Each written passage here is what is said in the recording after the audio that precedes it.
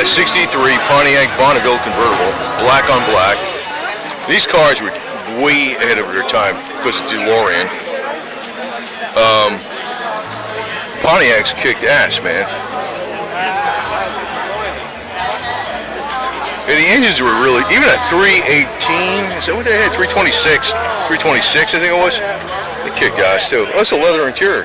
Huh. Look at that.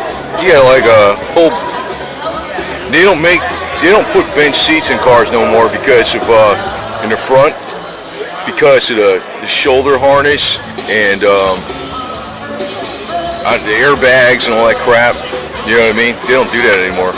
You won't find 6-passenger cars anymore. And you notice you got your transmission indicator right there in the console. Pods. You got a hand grip thing there. There's your emergency brake. Which to me, oh, you had your, of course, your high beams were down there below the emergency brake with that little foot thing.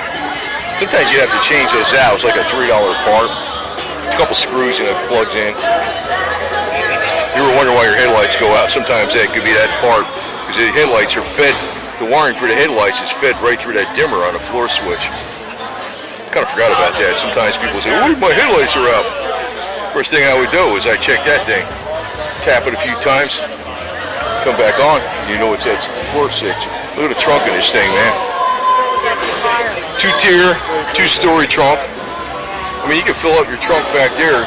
Usually that's what you got today, right there, just that shelf. I see this. If you wanted to change your tire, down here. It goes all the way to the front.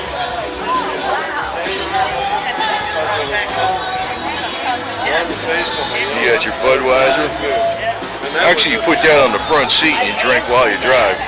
See, back then they didn't have like DUI to what they got now. It's stupid. We used to drink and drive at the same time. That's what consoles were for.